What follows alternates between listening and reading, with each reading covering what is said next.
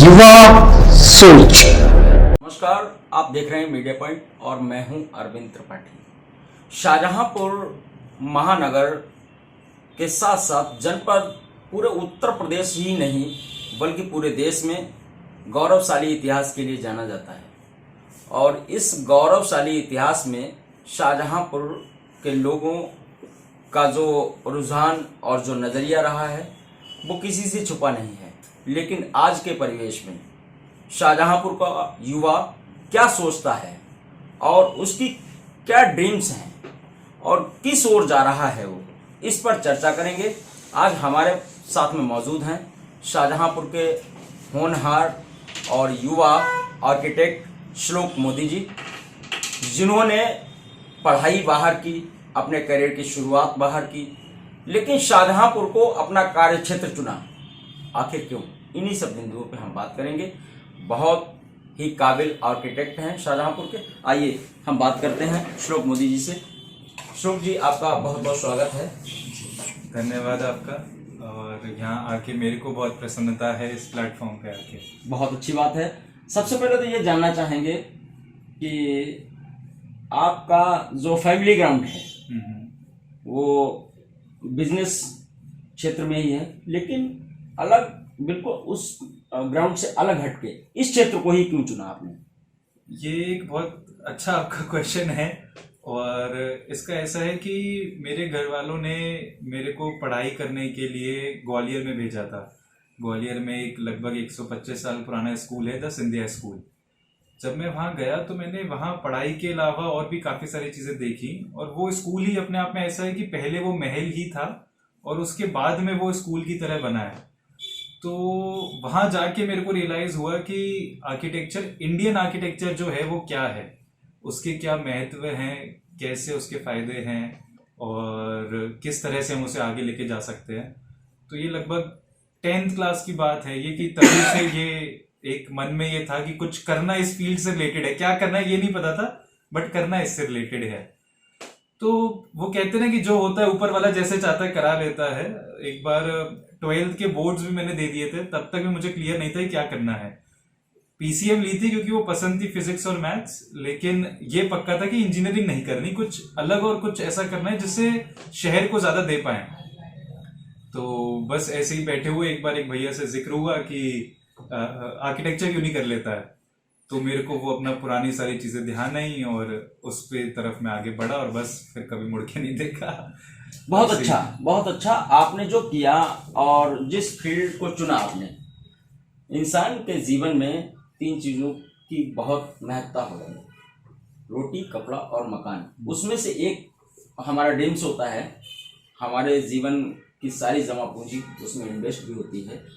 तो उसको आर्किटेक्ट एक ऐसा ड्रीम, ऐसे सुंदर, ऐसे खूबसूरती प्रदान करता है, सुंदरता प्रदान करता है, भव्यता प्रदान करता है। तो इसको लेकर के जो आप काम कर रहे हैं इस समय, ऐसे कितने क्षेत्रों में आप अभी तक काम कर चुके हैं, कौन कौन से आपके प्रोजेक्ट चल रहे हैं और शाहजहांपुर महानगर में किन किन प्रोजेक्ट पे इस समय प्रेजेंट टाइम में आपका काम चल रहा है? देखिए, इस टाइम पे पहली बात तो जो आपने बोला बहुत अच्छा बोला कि रोटी, कपड़ा और मकान, ये तीनों की ही जरूरत और ख्वाहिशें होती हैं। और हमारी कोशिश यही रहती है कि जो भी हमारे पास में आए, उनके जो भी सपने हैं हम उनको ईंटों और प्लास्टर की मदद से निखार पाएं।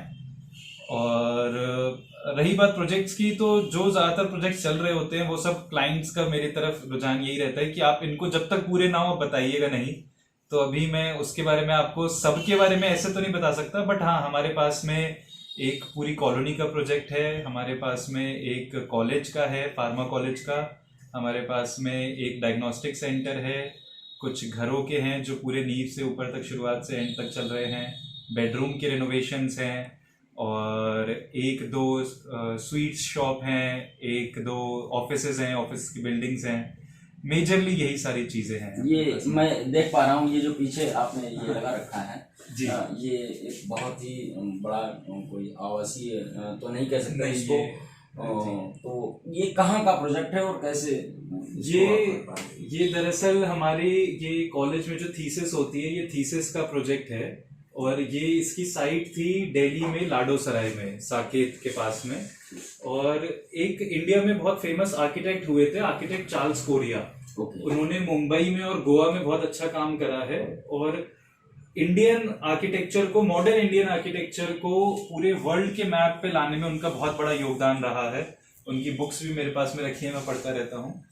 तो ये बेसिकली एक संग्रहालय था, लेकिन ये संग्रहालय ऐसा है जो आज तक इंडिया में है नहीं, और वो है खुद वास्तुकला का संग्रहालय, कि ऐसी कोई बिल्डिंग जो खुद दूसरी बिल्डिंग्स का इतिहास बता पाए। तो ये पूरा प्रोजेक्ट उससे रिलेटेड था और आर्किटेक्ट चार्ल्स कोरिया जी को एक ट्रिब्यूट था ये, एक तरीके से। बहुत अच्छा। और सबसे महत्वपूर्ण बात यह है कि आपने बड़े बड़े सिटीज, आप जयपुर से इस पूरी डिग्री को लेकर के आए, वहाँ आपने पूरा इसका जो आपने पढ़ाई की है, पढ़ाई करने के बाद शाहजहांपुर को ही क्यों चुना? क्योंकि आपके पास तो ऑप्शन कई थे, तो शाहजहांपुर को क्यों चुना? जी, उसका रीजन ये है कि आपने सही बोला, मैंने जयपुर से इसकी पढ़ाई पूरी करी, फिर 6 महीने इंटर्नशिप करने के लिए मैं अहमदाबाद गया, ऑलमोस्ट 2 महीने मैंने मुंबई में काम करा, फिर मैंने लगभग साल भर दिल्ली में काम किया। बट बचपन से ये था कि जो कुछ भी करना है वो अल्टीमेटली पूर्णता आके करना शाहजहांपुर में ही है, कि जहाँ से हमारी सबकी शुरुआत हुई, रहना वहीं पे ही है।